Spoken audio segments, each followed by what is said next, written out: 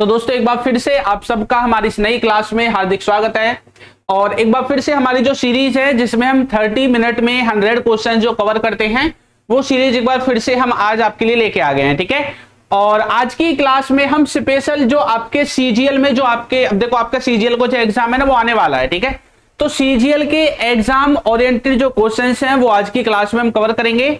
और एक बात, जो पीछे के प्रीवियस ईयर में जो क्वेश्चंस आए हैं वो ही सारे के सारे मैंने यहाँ पे लिए हैं। जो जो मुझे ऐसा लगा है कि ये इंपॉर्टेंट है और ये दोबारा भी आ सकता है वो ही चीजें मैंने कवर की हैं। बाकी आप देखोगे जब हम क्वेश्चंस को करेंगे तो आपको क्वेश्चन को देखते ही आइडिया हो जाएगा कि हाँ भाई ये तो इंपॉर्टेंट चीजें हैं और ऐसी ही चीजें आती हैं। ठीक है, चलो भाई, तो एग्जाम ओरिएंटेड जो चीजें हैं वो मैं आपके लिए यहाँ पे लेके आया हूं। तो अपनी क्लास को करते हैं शुरू। ठीक है भाई, चलिए, तो यहाँ पे सबसे पहला जो क्वेश्चन है हमारे सामने वो है, अच्छा देखो मिक्स रहेंगे आपके जी के जीएस की क्वेश्चन जो हैं वो मिक्स रहने वाले हैं। ठीक है, चलो सबसे पहला है भारत सरकार अधिनियम डैश के अंतर्गत ब्रिटिश भारत में अंग्रेजी ईस्ट इंडिया कंपनी का शासन समाप्त कर दिया गया था। तो वो कौन सा सन था जिसमें जो ईस्ट इंडिया कंपनी है उसका शासन मतलब समाप्त कर दिया गया था? बताओ, 1857, 1858 या 1856 या 1859? देखो अब जानते हैं कि 1858 में आपका 58 में हुआ था या 57 में हुआ था? बताओ, जो आपका विद्रोह हुआ था वो किस में हुआ था बताओ? तो उसके बाद ही आपका जो है वो समाप्त कर दिया था। ठीक है, क्योंकि भाई वहां पे जो ब्रिटेन में जो बैठे हुए हैं लोग उनको लगा था ऐसे। ठीक है, तो आपका जो है यहाँ पे जो सही आंसर है वो हो जाएगा 1858 में। ठीक है, 1857 में आपका जो विद्रोह है वो हुआ था और 58 में भैया फिर उनको जो है वो खारिज कर दिया था और ब्रिटेन ने बोला था कि भैया अब हम ही क्या करेंगे, भारत पे डायरेक्ट शासन करेंगे। क्लियर, चलो आगे आ जाओ। देखो नेक्स्ट, भारत के संविधान का वह कौन सा अनुच्छेद है जिसमें भारत के नियंत्रक और महालेखा परीक्षक का जो उल्लेख है वो आपको देखने को मिलता है? ठीक है, बताइए। तो 156, 352, 148 या 280, किसमें आपको जो है आपका भारत के जो नियंत्रक हैं और महालेखा परीक्षक हैं, ठीक है, इनका उल्लेख किसमें मिलता है? तो इसका जो सही जवाब है वो हो जाएगा आपका 148वें अनुच्छेद में। क्लियर, आगे आओ। आईपीआर 1956 भारत की खालिस्तान पंचवर्षीय योजना का मूल आधार थी। बताओ, जो आईपीआर है वो कौन सी पंचवर्षीय योजना का आधार थी? चतुर्थ, द्वितीय, प्रथम या तृतीय, यानी कि पहली, दूसरी, तीसरी या चौथी? कौन सी पंचवर्षीय योजना थी वो? तो ये थी आपकी द्वितीय। ठीक है, दूसरी वाली थी। क्लियर, चलो। अच्छा देखो, ये जो 5 ईयर प्लान है ना, जो पंचवर्षीय योजना है आपकी, आपको मतलब आप पढ़ते हैं, टीचर आपको पढ़ाते हैं, तो इनको बिल्कुल अच्छे से रट के जाओ। इनसे क्वेश्चन ऐसे आते हैं जैसे उद्योग के बारे में पूछ ले कि उद्योगों में जो विकास है वो कौन सी पंचवर्षीय योजना का उद्देश्य था, पहली पंचवर्षीय योजना का उद्देश्य क्या था? इस तरह से जो क्वेश्चन है आपको देखने को मिलते हैं। क्लियर, चलो आगे आओ। ब्रह्मांड की स्थिर अवस्था की संकल्पना के बारे में किस वैज्ञानिक ने विचार किया था? बताओ, कौन सा वैज्ञानिक है जिसने ये विचार किया था स्थिर अवस्था का? बताइए। अच्छा देखो, यहाँ पे ना ये सभी क्वेश्चन कौन कौन से एग्जाम में आए हुए हैं वो मैंने यहाँ पे आपके लिख दिए हैं। क्लियर, पीछे जितने भी हमने पढ़े हैं, देखो 19 में आया था, ठीक है, ये 20 में आया था, अब जो हम देख रहे हैं ये आपका 23 में आया है। तो किस में आया था बताओ, ये किसने किया था? हैरोल्ड जेफरी, एडविन हर्बल या पियरे साइमन, ये क्या है, लाप्लास, ठीक है, और फ्रेड होयल? बताओ किसने किया था? तो इसका जो सही जवाब है वो हो जाएगा आपका फ्रेड होयल ने। क्लियर, आगे आओ। निम्नलिखित में से कौन सा जलमार्ग भारत को श्रीलंका से अलग करता है? बताओ, कौन सा जलमार्ग है जो भारत और श्रीलंका को एक तरह से अलग कर देता है? बताओ, अंडमान निकोबार, अंडमान वाला जो है या अरब सागर वाला है, बंगाल की खाड़ी वाला है या पाक जल डमरू मध्य है? बताओ कौन सा है इसका? तो इसका सही जवाब हो जाएगा पाक जल डमरू मध्य है। क्लियर, आगे आओ। निम्न में किस वर्ष पहली बार जो राज्यसभा है वो गठित की गई थी? कब गठित की गई थी राज्यसभा पहली बार? 1952 में, 50 में, 48 में या 47 में? देखो इनमें तो की नहीं जा सकती हैं, ये दो ऑप्शन तो देखते आपको कट कर देने चाहिए। तो इनसे ऊपर बताओ कहां पे की गई थी? ठीक है, ये आपका आया था सीजीएल में 2020 में। तो सही जवाब बताओ क्या हो जाएगा? या सर इनमें से भी हो सकता है 48, 47 में भी। देखो पेपर में सबसे ज्यादा इंपोर्टेंट क्या होता है जब आपको पता नहीं होता? देखो ऑप्शंस को एलिमिनेट भी वही बच्चा कर सकता है जो पढ़ के गया है। अब जो पढ़ के ही नहीं गया उसके लिए इजी हो हार्ड हो वो सब बराबर ही है। अच्छा एक मीम आ रही थी, ठीक है, एक मीम मैंने देखी थी, वहां पे बच्चे क्या बोलते हैं, इंस्टाग्राम पे थी वो, कि हमें तो ये भी पता नहीं चलता कि पेपर आसान आया है या इजी आया है ना। कहीं आप उस कैटेगरी के तो नहीं हो कि आपको ये भी पता नहीं चलता कि पेपर आसान है या कठिन है ना। तो किसको नहीं पता चलेगा, जिसको कुछ आता जाता नहीं है भाई। जिसको पता है क्वेश्चन आते हैं, जिसको कॉन्सेप्ट पता है, जिसने पढ़ा है उसको पता है कि हार्ड लेवल आया भैया है, इजी आया है। अब जिसने कुछ पढ़ा ही नहीं है उसको क्या पता इजी आया या हार्ड आया है ना।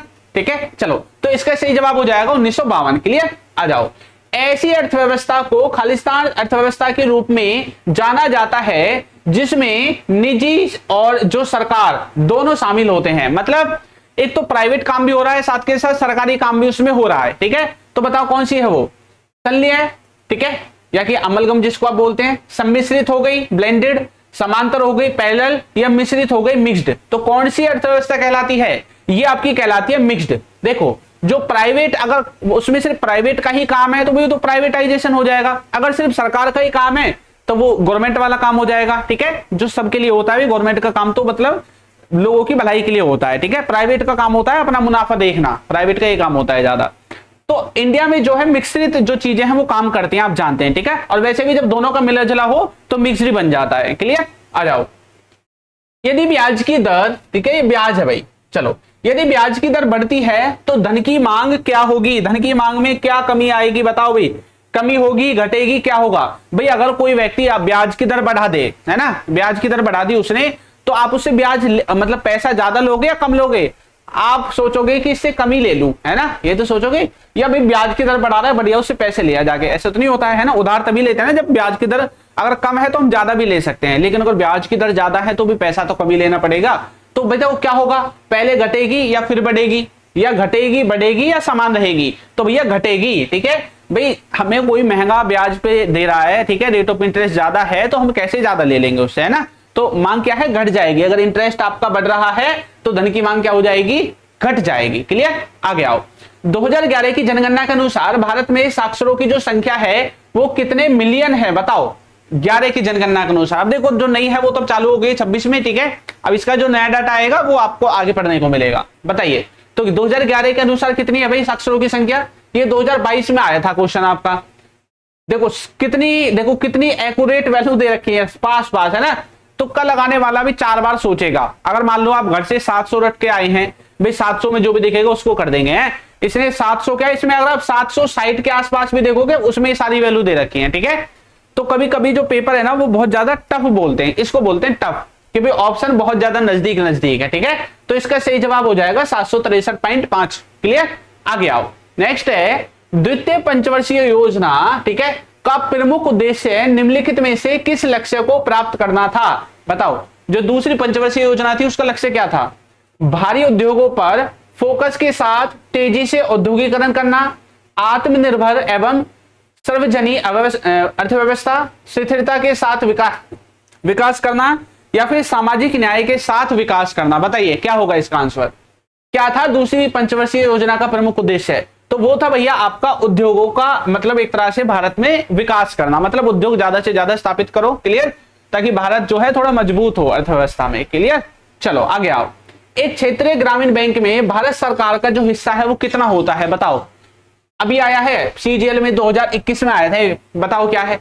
एक भी क्वेश्चन ऐसा नहीं मिलेगा जो पेपर में ना आया हो, वही मैं कराऊंगा जो पेपर में आए हुए हैं बस। ठीक है, तो मैं आपके लिए 2 ही ऑप्शन लेके आया हूं बस। कितना होता है भाई, क्षेत्रीय ग्रामीण बैंक में भारत सरकार का हिस्सा कितना होता है, 20% या 50%। तो आंसर है आपका 50%। क्लियर, तभी तो आप ग्रामीण बैंकों को सरकारी बैंक बोलते हैं, ज्यादातर ऐसे बोलते हैं ना। आपके यहाँ पे सर्व हरियाणा ग्रामीण बैंक, जैसे हम हरियाणा में रहते हैं तो हरियाणा में सर्व हरियाणा ग्रामीण बैंक खुल रहे होंगे, है ना। हो सकता है यूपी में सर्व यूपी ग्रामीण बैंक खुल रहे हो, ठीक है, तो सरकार की हिस्सेदारी होती है उसमें, लेकिन एक प्राइवेट बैंक भी उनमें शामिल होता है। क्लियर, वायुमंडल में कितने प्रतिशत ऑक्सीजन मौजूद है, हलवा क्वेश्चन है सर ये तो कर देंगे हम, है। बताओ कितने हैं, 21, 79, 39 या 10, बताओ कौन सी है। तो इसका सही जवाब हो जाएगा 21, ठीक है, 21। क्लियर, ये भी 2022 में आया। इतने आसान भी आते हैं, ये नहीं कि कठिन नहीं आएंगे। निम्न में कौन सी जल में घुलनशील विटामिन है, बताओ। जल में कौन सी घुल जाती है भैया, विटामिन के, डी, सी या ए, कौन सी घुलेगी जल में, बताओ।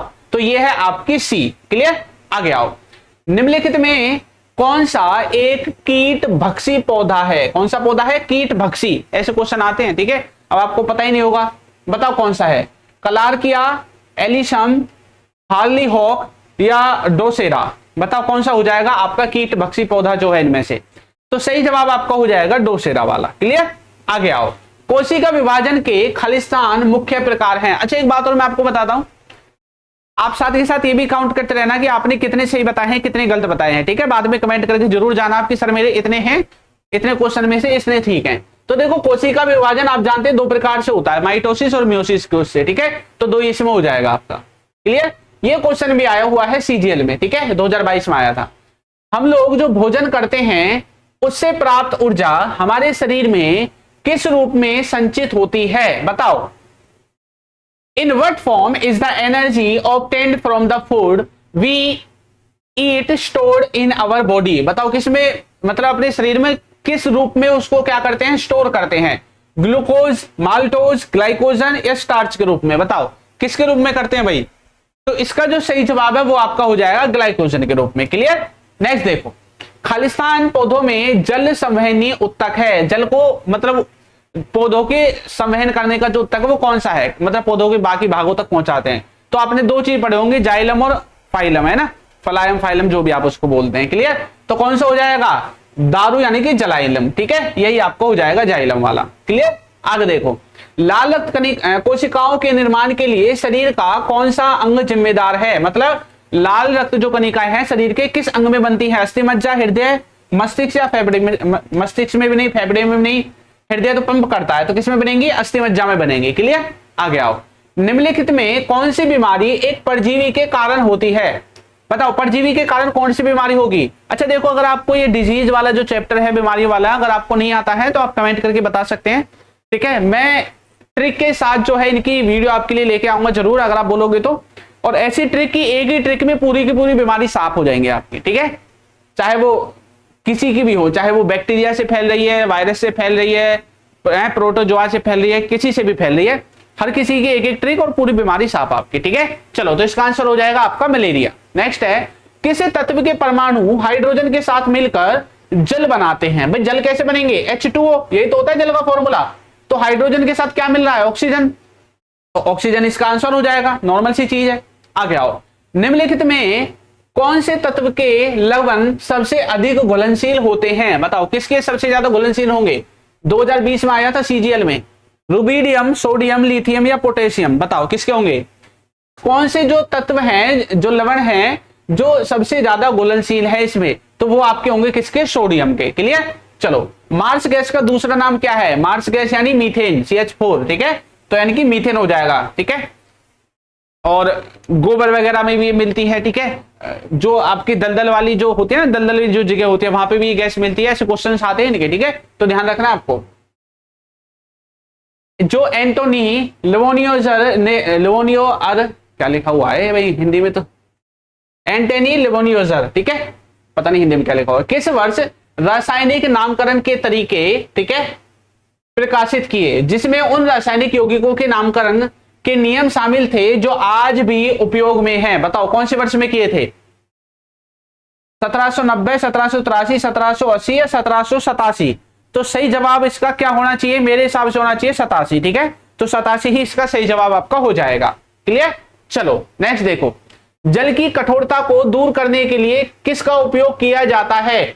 2019 में आया था भाई ये question. Bleaching powder, baking soda, washing soda या चूना? जो जल की कठोरता है उसको, सतही कठोरता को दूर करने के लिए किसका उपयोग किया जाता है? तो सही जवाब हो जाएगा आपका वॉशिंग सोडा का। क्लियर? आगे आओ।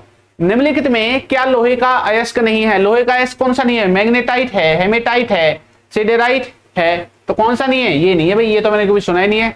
क्यूपराइट है, तो यही नहीं होगा बस, ठीक है? आगे आओ। आत्मनिर्भरता को प्राप्त करना और गरीबी उन्मूलन किस पंचवर्षीय योजना के दोहरे उद्देश्य थे? बताओ कौन सी पंचवर्षीय योजना के उद्देश्य थे? ऐसे क्वेश्चन आते हैं पंचवर्षीय योजना से, पढ़ के जरूर जाने, क्वेश्चन जरूर मिलेगा। पांचवी, चौथी, दूसरी या तीसरी? बताओ कौन सी के थे भाई? सही जवाब आपको हो जाएगा पांचवी के। किस औद्योगिक नीति में अति लघु उद्योग पर इकाई के लिए निवेश सीमा बढ़ाकर 2 लाख की गई थी? बताओ किस में की गई थी? ये 2023 में आया था आपका सवाल। 1980, 1977, 1991 या 1956? बताओ किस में की गई थी?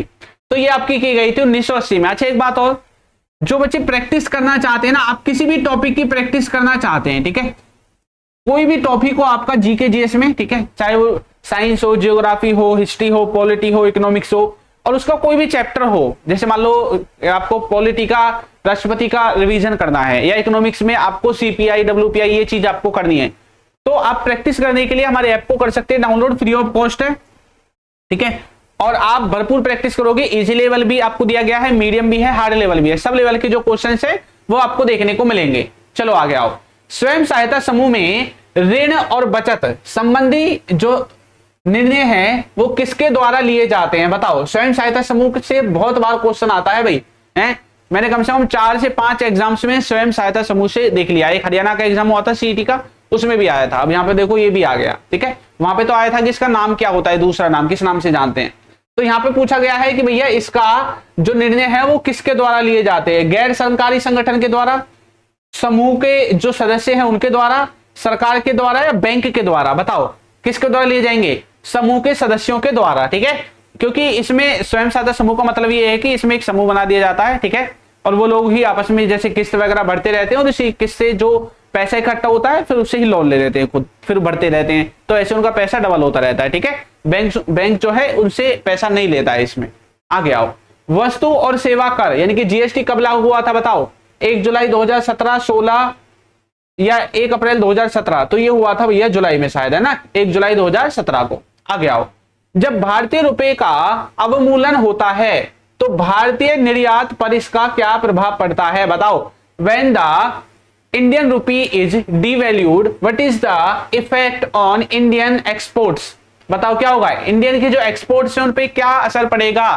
तो आपका जो निर्यात है वो सस्ता हो जाएगा, या निर्यात मूल्यवान हो जाएगा, निर्यात मूल्यों पर उतार चढ़ाव होता है, या निर्यात मूल्य स्थिर बने रहते हैं, बताओ क्या जवाब होगा। एक्सपोर्ट्स बिकम चीपर या बिकम वैल्यूएबल, या एक्सपोर्ट प्राइसेस फ्लक्चुएट करते हैं, या एक्सपोर्ट प्राइसेस रिमेन्स स्टेबल रहते हैं, बताओ क्या होगा।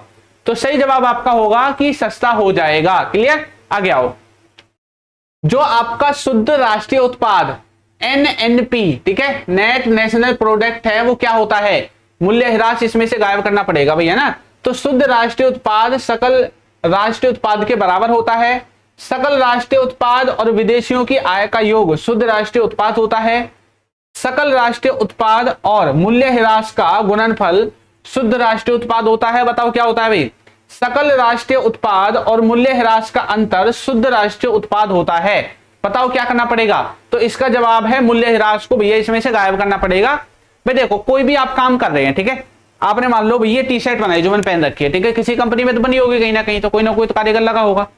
अब देखो ये जितने की बनी है, ठीक है, बन के इसके जितना इसमें खर्चा आया है वो प्लस उसने प्रॉफिट बना के बेच दिए, लेकिन इस टी शर्ट को बनाने के लिए जो हिराश हुआ है, जो हानि हुई है, वो किस में हुई है, मशीन में।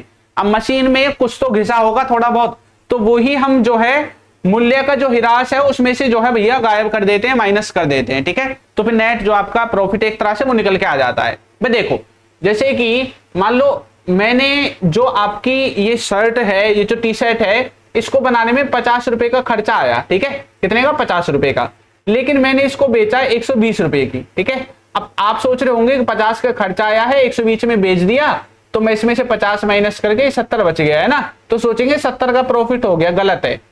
जब आपने इसको बनाया 50 रुपए की लागत लगा के, तो उस टाइम पे जो मशीन आपने इस्तेमाल की है, जो यंत्र उपकरण टूल्स आपने इस्तेमाल किए हैं, उनमें भी तो कुछ ना कुछ हिराश हुआ है ना।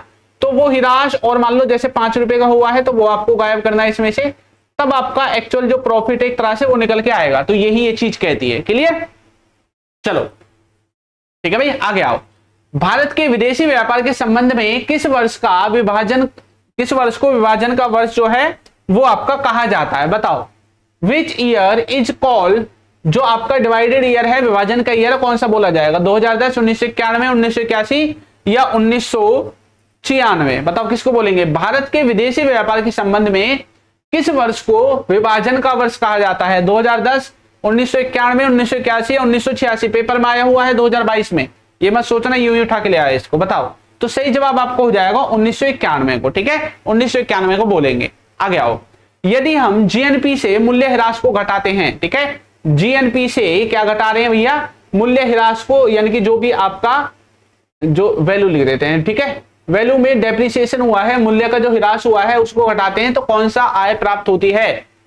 जीडीपी प्राप्त होती है, पर्सनल इनकम प्राप्त होती है, एनएनपी प्राप्त होती है, या gross domestic product at market price प्राप्त होता है? बताओ क्या प्राप्त होगा? तब आपका प्राप्त होगा net national product, NNP. Clear? चलो आगे आओ। शुद्ध निवेश व मूल्य ह्रास का योग निम्नलिखित में से क्या कहलाता है? व्यक्तिगत आय, सकल निवेश, सकल घरेलू उत्पाद या निजी निवेश? इंग्लिश में पढ़ेंगे ना इकोनॉमिक्स को तो और अच्छा रहेगा। Personal income, gross investment, gross domestic product या प्राइवेट इन्वेस्टमेंट? बताओ क्या होगा? तो सही जवाब आपका होगा ग्रोस इन्वेस्टमेंट। क्लियर? आगे आओ। भारत में सार्वजनिक क्षेत्र का पहला एकीकृत इस्पात संयंत्र कौन सा है? बताओ कौन सा है? राउरकेला वाला है, या फिर भारतीय लोह इस्पात कंपनी है, सेलम इस्पात संयंत्र है, या विश्वेश्वरैया लोहा एवं इस्पात लिमिटेड है? तो क्या होगा इसका? इसका सही जवाब हो जाएगा राउरकेला इस्पात संयंत्र। क्लियर? आगे आओ। निम्नलिखित में कौन सी केवल रबी की फसल है? रबी की फसल कौन सी बताओ भाई? रबी खरीफ की फसल से भी कभी कभी क्वेश्चन आपको देखने को मिल जाता है। क्लियर? चलो बताओ। तो गेहूं या ज्वार, जौ और चना, मक्का और मटर, धान या कपास? बताओ कौन सी है? तो ये है आपकी जौ और चना की। क्लियर? चलिए भाई, अच्छा क्वेश्चन आपके 36 हो गए भाई अब तक। ठीक है, चलो आगे आओ।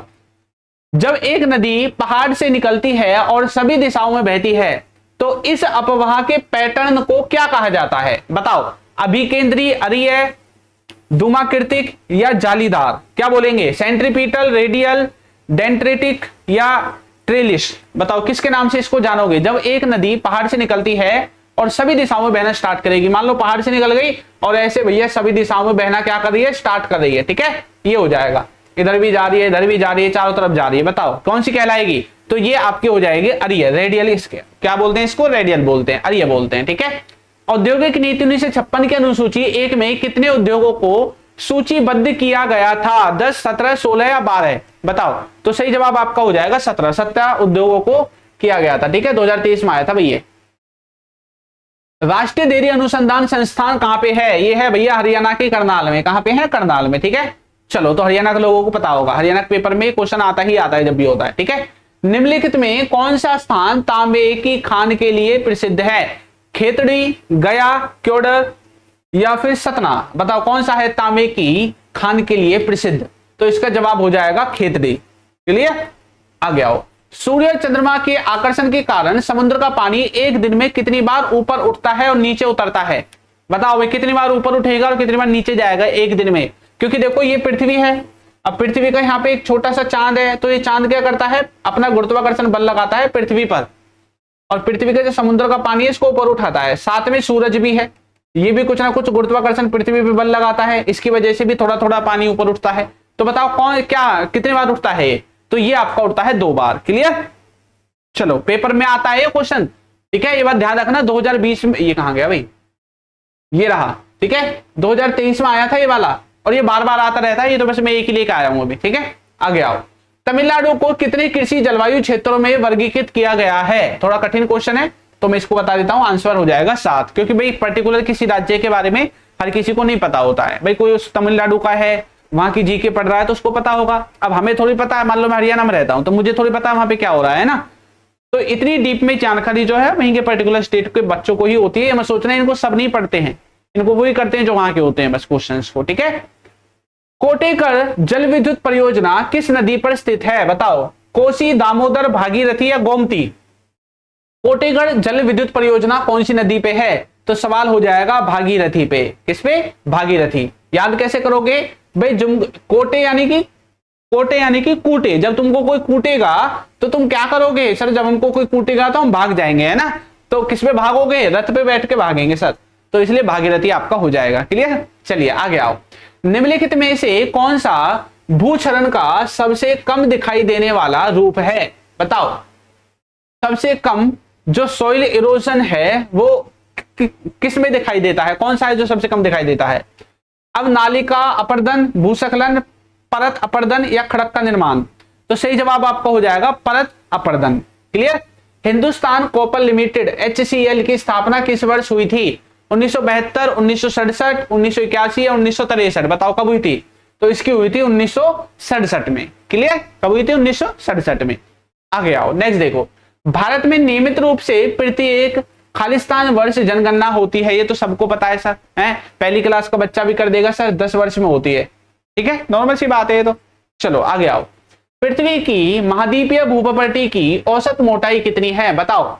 जो महाद्वीपीय भूप्रकृति है, क्रस्ट है, उसकी जो भैया मोटाई है वो कितनी है, दो है ना भाई, एक तो है आपकी जो पानी वाली है ना, समुद्र वाली, एक है जिसपे हम रह कहते हैं, यानी कि जो नॉर्मल धरती है, ठीक है, ऐसे दो हैं, क्लियर, बताओ तो किसकी मोटी होगी, पानी वाली या धरती वाली, सर धरती वाली मोटी होगी, पानी वाली कम मोटी होगी, ठीक है, पहले क्रस्ट आता है ना, फिर मेंटल आता है, फिर कोर आता है, ठीक है, तो पानी वाली कम मोटी होती है, धरती वाली ज्यादा मोटी होती है, ठीक है, तो यहाँ पे महाद्वीप की पूछा गया है, ठीक है, महाद्वीप की पूछा गया है, तो 2.5 किलोमीटर, 30 किलोमीटर, 300 किलोमीटर, 5 किलोमीटर, तो बताओ क्या होगा, इसका सही जवाब होगा 30 किलोमीटर, क्लियर। आगे आओ, नदियों का कौन सा समूह प्रायद्वीपीय अपवाह तंत्र का भाग है, प्रायद्वीपीय अपवाह तंत्र का कौन सा भाग है, गंगा और यमुना, महानदी और गोदावरी, दामोदर और शारदा, गंडक और घाघरा, बताओ क्या होगा इसका, तो सही जवाब होगा आपका महानदी और गोदावरी, ये किसका है, प्रायद्वीपीय भारत का अपवाह तंत्र है, ठीक है।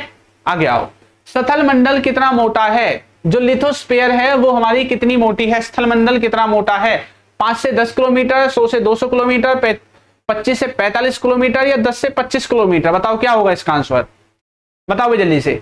तो इसका जो सही जवाब है वो हो जाएगा 10 से 200 किलोमीटर के बीच में, क्लियर। आगे आओ, देखो कई बार क्या होता है, हमारी जो ऑप्शंस होते हैं ना, ऑप्शन के हिसाब से भी हमें चलना पड़ता है, भी कितनी कितनी वैल्यू दे रखी है, ठीक है।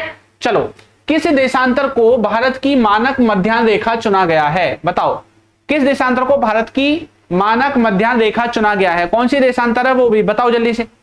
तो इसका जवाब हो जाएगा ऑप्शन ए, बी, सी या डी। देखो इन तीनों में 82 है, इसमें 81 है और इसमें 30, 31, 32 है, बताओ इतने नजदीक नजदीक आंसर है, बच्चा करे तो क्या करे हैं, ऊपर से सब में ई लिख रखा है, ईस्ट लिख रखा है सब में, बताओ क्या होगा, सही जवाब होगा ऑप्शन नंबर बी, क्लियर। आगे आओ, हवा में ध्वनि का जो वेग है वो कितना होता है, अच्छा ध्वनि सबसे तेज किस में चलती है, सबसे तेज चलेगी ठोस में, उसके बाद किस में चलेगी, द्रव में, हैं ऐसे ही क्या, उसके बाद किस में चलेगी, हवा में, हैं यानी कि गैस में, ऐसा ही है क्या भाई, हाँ सर लगता तो ऐसा ही है, बताओ भाई। तो ध्वनि का जो हवा में है वो कितना वेग होता है, कितनी वेलोसिटी होती है, बताओ 110, 220, 232 या 343 मीटर पर सेकंड, तो सही जवाब आपको हो जाएगा 343 मीटर पर सेकंड, क्लियर। और लाइट सबसे तेज किस में चलती है, निर्वात में, वैक्यूम में। विद्युत ऊर्जा की क्या व्यवसायिक इकाई है, what is the commercial unit of electrical energy, electrical energy की कमर्शियल यूनिट क्या है, watt hour, watt per hour, kilowatt hour या किलोवाट पर आवर, तो सही जवाब हो जाएगा किलोवाट आवर, क्लियर। विद्युत धारा को खालिस्तान नाम की इकाई द्वारा व्यक्त किया जाता है, विद्युत धारा को यानी कि कौन सी इकाई से मापा जाता है या देखा जाता है, वॉट, जूल, मीटर या एम्पियर, तो विद्युत धारा को मापेंगे एम्पियर में, क्लियर। ये छोटे छोटे से हैं, इनमें टाइम नहीं लगना चाहिए। पिंड की गति समान रूप से त्वरित गति का एक उदाहरण है, बताओ विराम, मंद, परवलयिक या मुक्त रूप से गिरने वाली। पिंड की गति समान रूप से त्वरित गति का एक उदाहरण है, the motion of the body is an example of uniformly accelerated motion, तो रेस्ट, रिटार्डेड, पैराबोलिक या फ्रीली फॉलिंग, बताओ क्या होगा, इसका जो जवाब है वो आपको होने वाला है फ्रीली फॉलिंग, क्लियर। आ गया हो, जी के मान की जो खोज है वो किसने की है, मैडम क्यूरी ने, नहीं मैडम क्यूरी ने तो नहीं की होगी, है इजाक न्यूटन ने, हेनरी कैवेंडिश ने या मिकाइल फैराडे ने, बताओ किसने की है, तो ये आपकी की है भैया कैवेंडिश ने, ठीक है, हेनरी कैवेंडिश ने की है। दूरी की इकाई निम्नलिखित में से कौन सी है, which of the following is a unit of distance, watt है क्या, वाट, डिस्टेंस को वाट में नापते हैं कि भाई आज में 10 वाट चल गया, नहीं ये पंखा बिजली चलते हैं इतने, तो ठीक है। लाइट ईयर है क्या, जूल है या न्यूटन है, बताओ दूरी की क्या होगी, प्रकाश वर्ष, ठीक है, प्रकाश कितनी ट्रेवल करता है वो इससे मापा जाता है। थर्मामीटर में निम्नलिखित में से कौन सा किसका उपयोग पारा के विकल्प के रूप में किया जाता है, थर्मामीटर में कौन सा है भैया जो पारा के विकल्प के रूप में उपयोग किया जाता है, ब्रोमीन, आर्सेनिक, गैलिस्टन या सेलेनियम, तो किसका उपयोग होगा, ये होगा आपका गैलिस्टन का, क्लियर। चलो नेक्स्ट देखो, कूलाम प्रति सेकंड खालिस्तान के बराबर होता है, तो कूलाम पर सेकंड इज इक्वल्स टू किसके बराबर होगा भाई, ओम, एम्पियर, जूल या वोल्ट? तो सही जवाब आपको होने वाला है एम्पियर। क्लियर? भारत का प्रथम विधि अधिकारी कौन होता है बताओ? ये पॉलिटिकल के क्वेश्चंस हैं, ठीक है। बताओ भी कौन होगा भारत का प्रथम विधि अधिकारी? विधि अधिकारी कौन होता है? राज्य के महाधिवक्ता, कानून मंत्री, भारत के मुख्य न्यायाधीश या भारत के महान्यायवादी? तो ये हो जाएंगे भारत के महान्यायवादी। क्लियर? चलिए आगे आओ। किस बौद्ध संगति की अध्यक्षता वसुमित्र ने की है? पहली, दूसरी, तीसरी या चौथी? बताओ किसकी की है? तो ये आपकी की है भैया, इन्होंने पहली की नहीं की, दूसरी की नहीं की, तीसरी की नहीं की, चौथी की होगी, ठीक है। तो चौथी की इन्होंने की है, ये इसका सही आंसर हो जाएगा। क्लियर? चलिए नेक्स्ट बढ़े भाई। किस वेद में जादू टोना और वशीकरण मंत्रों का संग्रह है? कौन सा वेद है जिसमें जादू टोना या वशीकरण की बात की गई है? ऋग्वेद, सामवेद, यजुर्वेद या अर्थवेद? तो ये आपका हो जाएगा अर्थवेद में। क्लियर? आगे आओ। जातक कथाएं किससे संबंध है? गौतम बुद्ध से संबंध होंगी, ठीक है। तो ऑप्शन नंबर ये हो जाएगा, क्योंकि देखो इसमें महावीर स्वामी है, इसमें ही है गौतम बुद्ध, इसमें तीर्थ जैनकर है और इसमें बौद्ध भिक्षुओं के नियम है, नियमों से संबंधित नहीं है। गौतम बुद्ध के पूर्ण जन्मों की कहानियां है जातक कथाएं। क्लियर?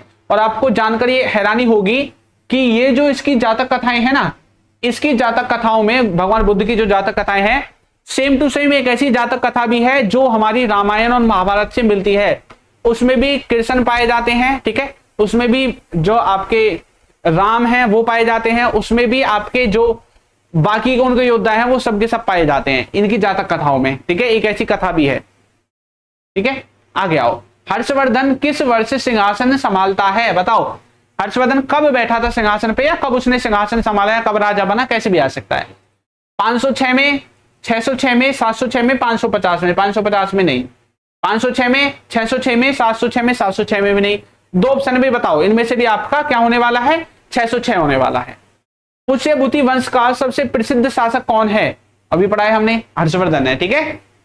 पंचतंत्र की कहानियों के संग्रह के लेखक कौन है? वेदव्यास, विष्णु शर्मा, वाल्मीकि या तुलसीदास? तो कौन हो जाएंगे? विष्णु शर्मा हो जाएंगे। गुप्त काल में किस चीनी यात्री ने भारत की यात्रा की? बताओ वे किसने की? Ibn Battuta, Marco Polo? बताओ वे किसने की है? या फरहान ने या हेनसांग ने? गुप्त काल में, गुप्त काल कौन सा है? ये वही काल है जिसमें चंद्रगुप्त द्वितीय, प्रथम, समुद्रगुप्त, इनके बारे में आप पढ़ते हैं। तो उनके शासन काल में कौन आया था? हेनसांग आया था क्या? हेनसांग तो हर्षवर्धन के काल में आया है। मार्को पोला, इब्न बतूता या फरहान? तो फरहान आया था। क्लियर? चलो, चोल वंश का संस्थापक कौन है? बताओ राजाराम प्रथम, पुलकेशिन द्वितीय, विजाल्य या दंती दुर्ग? कौन है भाई बताओ? तो ये हो जाएगा विजाल्य। क्लियर?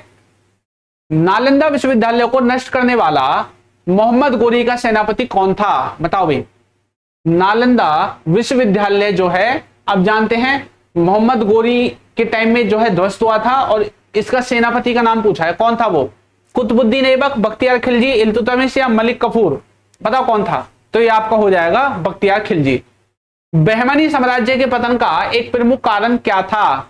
विजयनगर के साथ निरंतर युद्ध, बाहरी आक्रमण, अमीर और दक्कनी गुट्टों के बीच संघर्ष, या कृषि संकट आ गया था उस टाइम पे? तो सही जवाब हो जाएगा अमीर और दक्कनी गुटों के बीच क्या हो गया था? संघर्ष हो गया था। किस शासक को सिक्का ए सर्फी, ठीक है, नामक सोने का सिक्का जारी करने का श्रेय दिया जाता है? किसने किया था ये जारी? बताओ, इंपोर्टेंट क्वेश्चन है।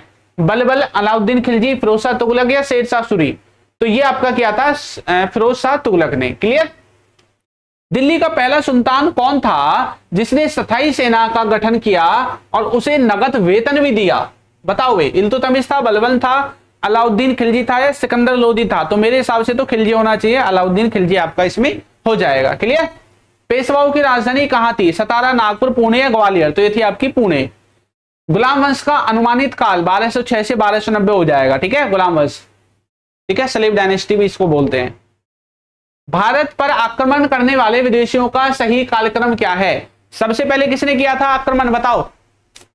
मोहम्मद बिन कासिम ने, है ना? तो मोहम्मद बिन कासिम होना चाहिए सबसे पहले तो भाई। तो इसमें है मोहम्मद बिन कासिम, उसके बाद महमूद गजनवी और फिर गोरी आया था, फिर तैमूर, ठीक है। तो ये आपका क्रम ठीक है, ऑप्शन नंबर बी हो जाएगा, ठीक। मोहम्मद गोरी पहले, ये इनमें कोई नहीं है। क्लियर? चलो, तुर्क के चहलगामी यानी कि 40 सरदारों का समूह जो है, इसका गठन किसने किया है? कुतुबुद्दीन ऐबक ने, इल्तुतमिश ने, रजिया सुल्तान ने या गयासुद्दीन बलबल ने? तो ये मेरे हिसाब से भैया आपका हुआ था, कब हुआ था बताओ भाई? तुर्क ए चहलगामी 40 सरदारों को जो समूह था, कब गठन हुआ था? गुलाम वंश में हुआ था, किस में हुआ था? तो इसका हुआ था गुलाम वंश में, इल्तुतमिश ने किया था। क्लियर? चलो, सामूगढ़ का युद्ध 1658 ईस्वी का जो विजेता है वो कौन था? दारा शिकोह, औरंगजेब, शुजा या मुराद बख्श? ठीक है, इंपॉर्टेंट क्वेश्चन है, तो ये आपका हो जाएगा औरंगजेब ने लड़ा था ये। क्लियर? औरंगजेब ही विजय होता है। लौह रक्त की नीति किसने अपनाई है? इल्तुतमिश ने नहीं, अलाउद्दीन खिलजी ने, गयासुद्दीन बलबन ने या मोहम्मद बिन तुगलक ने? किसने अपनाई है भैया लौह रक्त की नीति? ये आपने अपनाई है गयासुद्दीन बलबन ने। क्लियर? आगे आओ। 18 कारखाने किस साम्राज्य के प्रशासन का हिस्सा थे? बहुत से लोगों ने क्वेश्चन पढ़ा नहीं होगा, ठीक है, क्योंकि ये नया मैं छांट के लेके आया हूं आपके लिए। बताओ किससे थे? मुगल से, दिल्ली से, विजयनगर से या बहमनी से? तो ये आपके थे दिल्ली सल्तनत से। क्लियर? कन्नौज या बिलग्राम का युद्ध जिसे आप कहते हैं वो किसके बीच हुआ था? बाबर और राणा सांगा, अकबर और हैमू, शेरशाह सूरी और हुमायूं, पृथ्वीराज चौहान और मोहम्मद गोरी? बताओ किसके बीच हुआ था? तो ये आपका हुआ था शेरशाह सूरी और हुमायूं के बीच में बिलग्राम का युद्ध। क्लियर? भाई आपको पता है ना, ये जो शेरशाह है ना, शेरशाह ये इसको भगा देता है ना, स्टोरी याद आ रही है? युद्ध करके फिर ये खुद राज करता है, फिर ये वापिस आता है, फिर इसको दोबारा पीट देता है ना, फिर अपना राज्य वापस लेता है, फिर अब मुगल साम्राज्य यहां से चलता है असलियत में। ठीक है, चलो, विजयनगर साम्राज्य में राय की उपाधि कौन धारण करता है? केवल सेना कमांडर, राजा, धार्मिक गुरु या व्यापारी वर्ग? तो ये जो है आपका राय, इसकी उपाधि कौन धारण करेगा? राजा धारण करेगा केवल। क्लियर? कलहन द्वारा रचित जो रजत तरंगिणी है वो किस क्षेत्र के इतिहास का विस्तृत वर्णन करती है? बंगाल, गुजरात, कश्मीर या राजस्थान? तो रजत तरंगिणी में कौन सा क्षेत्र के बारे में बताया गया है? कश्मीर के बारे में। क्लियर? सिखों के अंतिम गुरु कौन थे? बताओ, अर्जुन देव, तेग बहादुर, गुरु गोविंद सिंह या गुरु नानक देव? कौन थे भैया सिखों के अंतिम गुरु? तो ये थे आपके गुरु गोविंद सिंह। किताब उल हिंद, ठीक है, तहकीक हिंद नामक पुस्तक किसने लिखी है? जियाउद्दीन बर्नी, अलबरूनी, अमीर खुसरो या इब्न बतूता? तो इसका जवाब हो जाएगा अलबरूनी ने लिखी है। क्लियर? किताब उल हिंद। अकबरनामा और आईन अकबरी के लेखक कौन है? अबुल फजल, बदायूनी, रहीम या फैजी? तो अबुल फजल इसके हो जाएंगे। क्लियर? होम रूल लीग आंदोलन किस देश के आंदोलन से प्रेरित था? आयरलैंड, कनाडा या ऑस्ट्रेलिया, दक्षिण अफ्रीका? तो ये आपका हो जाएगा आयरलैंड से। बंगाल का विभाजन किस वर्ष हुआ? बताओ भाई, 1905, 1903, 1907 या 1911? तो ये हुआ था 1905 में। भारत में 2 होम रूल लीग किसने शुरू की? महात्मा गांधी और जवाहरलाल नेहरू, बाल गंगाधर तिलक और एनी बेसेंट, सरदार पटेल और सुभाष चंद्र बोस, गोपाल कृष्ण गोखले और फिरोज शाह मेहता? बताओ किसने की है? तो ये आपने की है बाल गंगाधर तिलक और एनी बेसेंट ने। क्लियर? भारत में डचों द्वारा स्थापित पहला कारखाना कहां था? डचों ने पहला कारखाना कहां लगाया है? सूरत, मछलीपट्टनम, पुलिकट या कोचीन? तो इन्होंने लगाया था मछलीपट्टनम में। ठीक है? हिंद स्वराज पुस्तक किसने लिखी है? जवाहरलाल नेहरू, सरदार पटेल, महात्मा गांधी या बाल गंगाधर तिलक? बताओ जल्दी से, किसने लिखी है भाई? बताओ, 8 मिनट ऊपर हो गए भाई, जल्दी बताओ, इतना टाइम नहीं है। तो ये आपके लिखी है महात्मा गांधी ने। क्लियर? हिंद स्वराज। खेड़ा सत्याग्रह महात्मा गांधी द्वारा किस वर्ष शुरू किया गया? खेड़ा कब किया गया था? 17, 18, 19 या 20? तो आपका किया गया था 1918 में। किसने गांधी को आंदोलन का जनक कहा है? इंपोर्टेंट क्वेश्चन, आंदोलन का जनक किसने कहा था महात्मा गांधी को? जवाहरलाल नेहरू, सरदार वल्लभ भाई पटेल, सुभाष चंद्र बोस या राजेंद्र प्रसाद? तो ये किया था भैया जवाहरलाल नेहरू ने। ठीक है, इन्होंने बोला था। देश बंधु के नाम से किसे जाना जाता है जिन्होंने स्वराज पार्टी की सह स्थापना की थी? स्वराज पार्टी की स्थापना भी की थी और देश बंधु के नाम से भी जाना जाता है। बाल गंगाधर तिलक, सी राजगोपालचारी, चित्तरंजन दास या सुभाष चंद्र बोस? तो सही जवाब हो जाएगा आपका चित्तरंजन दास को। क्लियर? भारतीय शास्त्रीय संगीत में ग्राम का क्या अर्थ है? ग्राम का क्या अर्थ है बताओ? एक संगीतकार का नाम है, प्राचीन संगीत में एक मौलिक पैमाना है, एक ताल का प्रकार है या राग का उपप्रकार है? तो इसका जवाब हो जाएगा ऑप्शन नंबर बी। क्लियर? चलो आगे आओ। खजुराहो के मंदिर अपनी खालिस्तान के लिए प्रसिद्ध हैं। खजुराहो के मंदिर गुफा चित्रकला के लिए, नागर शैली की वास्तुकला और कामुक मूर्तियों के लिए, द्रविड़ शैली की वास्तुकला के लिए या बौद्ध स्तूप के लिए? तो खजुराहो के मंदिर किसके लिए है? नागर शैली की वास्तुकला और कामुक मूर्तियों के लिए। क्लियर? कजरी लोक नृत्य है, ठीक है, लोकगीत और नृत्य मुख्य रूप से किस राज्य में प्रसिद्ध है? बिहार, उत्तर प्रदेश, झारखंड, पश्चिम बंगाल? तो ये आपका हो जाएगा उत्तर प्रदेश में। नेक्स्ट है फतेहपुर सीकरी, जो मुगल सम्राट अकबर द्वारा निर्मित है, किस राज्य में है? तो फतेहपुर सीकरी भी आपका यूपी में आपको देखने को मिलेगा। कौन सा वाद्य यंत्र एक फ्रेम ड्रम है जिसमें धातु के झांझ लगे होते हैं? क्या लगे होते हैं? झांझ लगे होते हैं। कंजीरा, डफ, डमरू या घुंघरू? तो इसका जवाब हो जाएगा भैया डफ। क्या हो जाएगा? डफ सही जवाब हो जाएगा। अंतरराष्ट्रीय ओलंपिक समिति IOC का मुख्यालय कहां पर है? पेरिस, न्यूयॉर्क, लुसाने या फिर लंदन? बताओ कहां पे है? तो इसका है भैया लुसाने में। पिच शब्द किस खेल से संबंधित है? तो सबको पता है क्रिकेट से संबंधित है पिच, ठीक है। और बिशप शब्द किससे संबंधित है? बिशप है भैया आपका शतरंज से। किससे? शतरंज से। क्लियर? तो शतरंज इसमें आपका सही जवाब होने वाला है, ठीक है भाई। तो भाई 4-5 मिनट आपके ऊपर हो गए हैं, कोई दिक्कत नहीं है, लेकिन पूरे 100 क्वेश्चन हमने कवर कर लिए हैं, ठीक है। और आपको क्लास कैसे लगी जरूर बताइएगा। अब देखो भाई 30 मिनट में 100 क्वेश्चन करना मामूली बात तो है नहीं। टीचरों को देखना 1 घंटे में 20 क्वेश्चन करते हैं, मैं 30 मिनट में 100 तो कर दिए कम से कम, ठीक है। और इसमें आप जानते हैं कि भाई अगर 30 मिनट में 100 क्वेश्चन करने हैं तो एक्सप्लेनेशन ज्यादा नहीं दे सकते हैं, तो ये उन बच्चों के लिए बेनिफिशियल है जिनको सिर्फ एक तरह से रिवाइज करना है, ठीक है, और ज्यादा से ज्यादा रिवाइज करना चाहते हैं। तो 30 मिनट में आपके 100 क्वेश्चन हो रहे हैं, तो आप ये लगा लो कि 10 क्लासेज में आपके 1000 क्वेश्चंस का रिवीजन हो जाएगा। और टाइम कितना लगेगा? 30 मिनट के हिसाब से 10 क्लासेज का कितना हो जाएगा? 300 मिनट हो जाएगा, है ना। और घंटे में देखें तो कितना हो जाएगा? इसका हो जाएगा घंटे में 5, यानी कि 5 घंटे में आप 1000 क्वेश्चन रिवाइज कर सकते हैं। 5 घंटे में 1000 क्वेश्चन। और अगर इसको भी आप ये जो 5 घंटे हैं इनको भी अगर आप 1.5 की स्पीड से देखोगे या 2 की स्पीड से देखते हैं बहुत से बच्चे, तो ये लगा लो 2.5 घंटे में। कितना प्रीमियम कंटेंट है? 2.5 घंटे में 1000 क्वेश्चन रिवाइज होना है, मामूली बात है क्या? ठीक है, चलिए। तो आपको क्लासेस हमारी कैसी लगती हैं जरूर बताइएगा, और अगर आपको कोई डाउट है तो आप वो भी पूछ सकते हैं, ठीक है। तो मिलेंगे नई क्लास में नए टॉपिक के साथ, तब तक के लिए सभी बच्चों को टाटा बाय बाय।